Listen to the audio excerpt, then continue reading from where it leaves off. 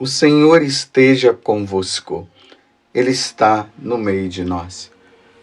Proclamação do Evangelho de Jesus Cristo, segundo Marcos. Glória a vós, Senhor. Naquele tempo, Jesus saiu de novo para a beira do mar. Toda a multidão ia ao seu encontro e Jesus os ensinava. Enquanto passava, Jesus viu Levi, o filho de Alfeu, sentado na coletoria de impostos, e disse-lhe: segue-me. Levi se levantou e o seguiu. E aconteceu que, estando à mesa na casa de Levi, muitos cobradores de impostos e pecadores também estavam à mesa com Jesus e seus discípulos. Com efeito, eram muitos os que o seguiam. Alguns doutores da lei, que eram fariseus, viram que Jesus estava comendo com pecadores e cobradores de impostos. Então, eles perguntaram aos discípulos: por que ele come com os cobradores de impostos e pecadores? Tendo ouvido, Jesus respondeu-lhes: não são as pessoas sadias que precisam de médico, mas as doentes. Eu não vim para chamar os justos, mas sim os pecadores. Palavra da salvação, glória a vós, Senhor. Meus irmãos, estamos nesses dias, no tempo comum, acompanhando Jesus na sua vida pública. Desde quando Jesus foi batizado, ali no Rio Jordão, por João Batista, e depois ele é tentado lá no deserto, Jesus começa a sua vida pública, a sua missão de propagar, de anunciar a boa nova. E nós temos visto aí no Evangelho de São Marcos, nesta sequência que nós temos lido, estávamos no capítulo 1, agora já entramos no capítulo 2, Jesus curando pessoas, expulsando os demônios. E percebam uma coisa, que o local aonde Jesus está é na região da Galileia, ali na casa da sogra de Pedro, na sinagoga, porque a sinagoga é a casa de Pedro e da sogra de Pedro são vizinhos, e no Mar da Galileia. Tudo que está acontecendo é nesse local. Sinagoga, casa da sogra de Simão Pedro, que identifica também como sendo a casa de Pedro e de André, e ali no Mar da Galileia. Vejam que hoje a proclamação do Evangelho começa dizendo: Jesus saiu de novo para a beira do mar. E qual é o mar? O Mar da Galileia. E ali vem acontecendo vários fatos. Primeiro, Jesus curando muitas pessoas de suas enfermidades, expulsando demônios, ensinando as pessoas. E já de uns 2 dias para cá, estamos agora no 3º dia, na verdade, começou a se identificar pessoas. Primeiro nós vimos lá o leproso, que Jesus curou. Depois o paralítico, que foi levado ali na casa da sogra de Pedro. E agora Levi, que depois vai se tornar o grande apóstolo Mateus e o evangelista também, porque ele escreveu também o evangelho de nosso Senhor Jesus Cristo, segundo São Mateus. Quem era Levi? aqui está dizendo, deixando bem claro, era um cobrador de impostos. Ele ficava ali na coletoria, recebendo o dinheiro que as pessoas, que os judeus eram obrigados a pagar. Aqueles impostos para César. E Levi não era fácil, não. Ele era corrupto. Ele pegava os impostos, recolhia e uma parte ficava para ele e a outra parte ele dava também. Dava para César. Ele não era amado pelos judeus, porque ele não era um facilitador. Ele estava pensando nele.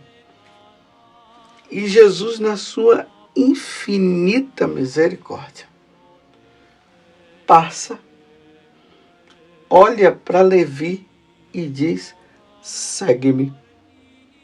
E aqui Marcos deixa bem claro, Levi se levantou e o seguiu. Alguma coisa o impulsionou, que ele acabou deixando. Provavelmente não, Levi ouviu a fama de Jesus, mas continuava ali naquela vidinha de corrupção. E Jesus querendo salvá-lo. Porque muitas vezes nós olhamos esse evangelho e nós vemos apenas assim, Levi que seguiu Jesus e se tornou um apóstolo. Sim, é claro, isso também. Mas Jesus é Jesus, Jesus é Deus. Jesus viu muito mais do que um seguidor dele que seria um apóstolo depois, mas um homem que estava numa vida de perdição, que poderia perder a sua alma. Lembremos de ontem no Evangelho, aquele paralítico que foi levado pelos amigos e quando estava ali em frente a Jesus, Jesus viu a fé dos amigos dele e o que foi que Jesus fez? E quando olhou para o paralítico, ele disse: levanta-te. Ou melhor, os teus pecados estão perdoados. Mas como os doutores da lei falaram que Jesus estava blasfemando, aí Jesus disse: então, para vocês verem que eu tenho o poder também de perdoar os pecados, então levanta-te e anda. E o paralítico levantou. Mas Jesus viu o quê? Aquele homem que estava precisando de salvação. Ele precisava se salvar. A mesma coisa, meus irmãos, Levi precisava se salvar. Naquela vida de corrupção que ele estava, ele não iria ganhar a salvação dele, não. Ele iria se perder. Jesus, na infinita misericórdia, porque ele é Deus, não o condenou, mas o chamou. Aqui tem uma coisa. Levi poderia muito bem não corresponder ao chamado. Ele poderia até dizer assim: o que você tem a ver comigo? Me deixa aqui em paz. Mas não. Ouvindo a palavra que saiu da boca da palavra, porque Jesus é a palavra que salva. Ele é o Salvador. Lembremos lá no capítulo 1 do Evangelho de São João. No princípio era a palavra estava junto de Deus e a palavra era Deus. E tudo foi feito por meio dela e por ela nada foi feito. Sem ela nada foi feito, melhor dizendo. Então tá aí, meus irmãos. É a palavra. Jesus chama, ele vai. E aí, ele não fica só para ele, não. Aí ele chama também os outros, os pecadores e os outros corruptos que viviam com ele.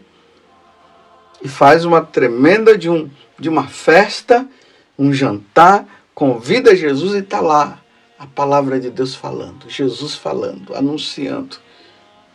Mais uma vez agora vem os doutores da lei, começa a julgar Jesus de novo. Como é que ele pode estar com os cobradores de impostos e os pecadores? Porque eles se julgavam santos, né? Esses doutores da lei, os fariseus, se julgavam santos e não se misturavam com os pecadores. Então eles ficaram admirados de ver Jesus misturado com eles. E aí Jesus termina dizendo: eu não vim chamar justos, mas sim pecadores. O médico vem para os doentes, não é para os sãos. Mateus se salvou por meio da palavra. A palavra que é Jesus, nosso Senhor. Até mesmo aproveitando a primeira leitura da carta aos Hebreus, capítulo 4, do versículo 12 a 16, lá vai dizer que a palavra de Deus, olha, a palavra de Deus, Jesus, é viva, eficaz e mais cortante do que qualquer espada de 2 gumes. Ela penetra até dividir a alma e espírito, articulações e medulas. Agora veja, ela julga os pensamentos e as intenções do coração. Jesus sabe, ele é a palavra. É ele que julga os pensamentos e as intenções do coração, porque ninguém mais consegue penetrar nos pensamentos do outro e muito menos no coração. Nós podemos deduzir as situações a partir, a partir do momento em que as pessoas vão agindo, vão fazendo. E muitas vezes nós podemos até julgar de forma até errada. Mas Jesus não. Ele é a palavra. Ele penetra. E essa palavra, ela julga os pensamentos e as intenções do coração.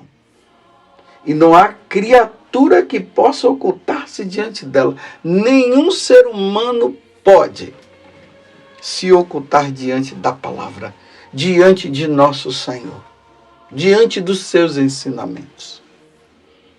Vou dizer uma coisa, não adianta se esconder não, para pecar.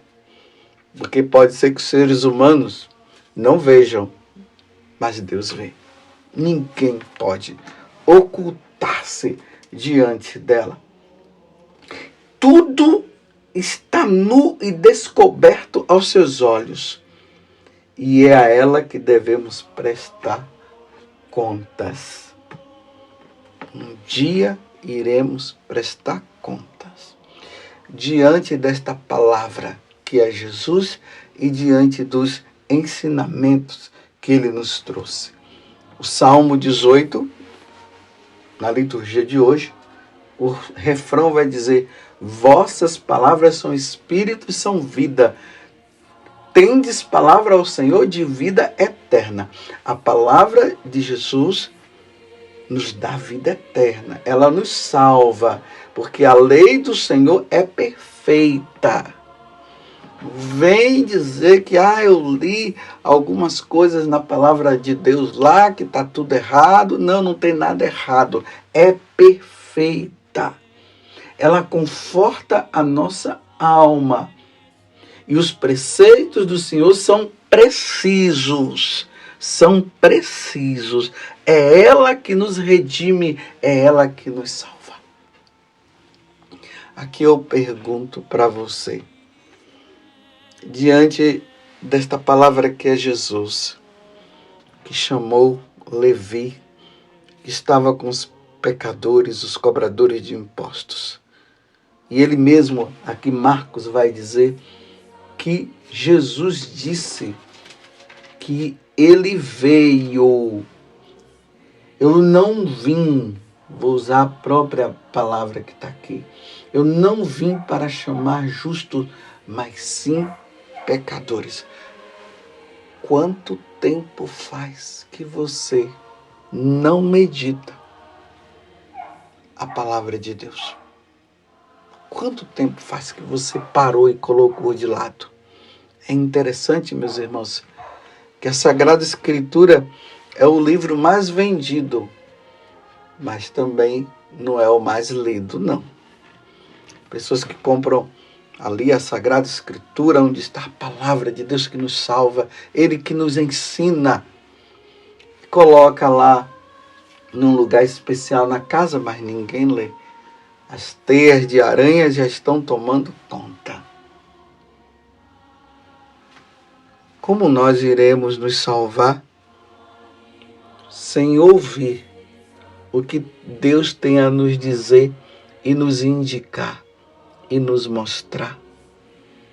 Lembremos que lá no Antigo Testamento Deus disse que Ele ia colocar no coração das pessoas uma fome da sua palavra. Sede também, mas fome da sua palavra. O mundo de hoje, se os homens estão se perdendo, é porque não estão ouvindo a Deus.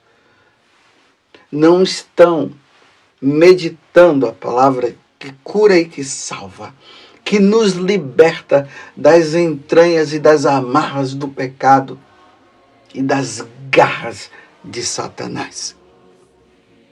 Você tem lido a palavra de Deus? Seremos julgados por ela. Um dia quando Deus me chamar, eu que anuncio essa palavra,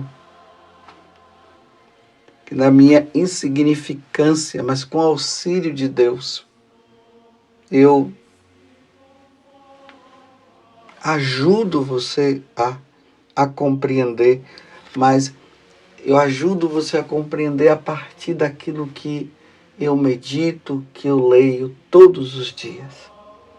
E ali, consultando os santos padres, que a igreja nos deixou como esse depósito da fé, eu medito para mim e depois medito e levo para você. Por eu ser sacerdote, eu tenho essa obrigação de ter que falar, de ter que anunciar. Você tem lido a palavra de Deus? E como eu estava falando antes, um dia, tudo que eu falei, tudo que eu ensinei, eu irei prestar contas a Deus do que eu vivi e do que eu não vivi. Peço muito a Deus a graça da fidelidade. Que Deus me dê a graça da fidelidade. Tem pessoas que por preguiça, ou até por medo de Deus, porque nós não devemos ter medo de Deus assim, não é nesse sentido. Ele diz, eu não vou ler não a palavra de Deus, porque lá vai começar a falar coisas que eu gosto de fazer e vai dizer que é para eu não fazer. Ignorância. Me desculpe, burrice. Não quer se salvar, não. Quer se perder.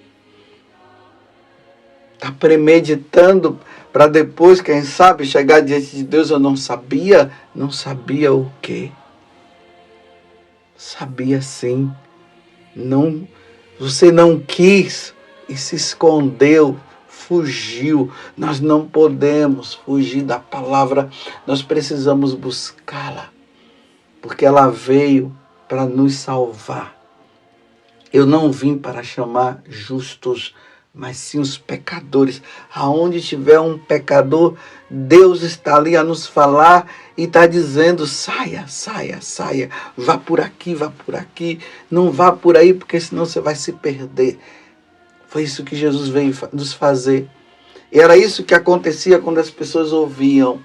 Imagina, Levi, sentado na coletoria de impostos, na corrupção, Jesus passa e diz, segue-me. Olha a palavra, segue-me. E ele o seguiu e nunca mais o abandonou. E aonde é que está Levi agora? Faz parte do coro dos apóstolos lá no céu. Porque foi fiel. E não somente ele foi fiel, mas ele também ensinou. Vamos, meus irmãos, vamos meditar a palavra de Deus. Vamos ler. Vamos ouvir essa palavra que nos salva, porque os preceitos do Senhor, eles são precisos, como diz o Salmo 18 hoje. São precisos. É conforto para a alma. A lei do Senhor Deus é perfeita, conforto para a alma, e o testemunho do Senhor é fiel, sabedoria para os humildes. Aonde está a palavra de Deus na sua casa? E se você não tem, adquira e sente-se e reserve um tempo para ouvir o Senhor que salva. Louvado seja nosso Senhor Jesus Cristo, para sempre seja louvado, e a nossa Mãe, Maria Santíssima.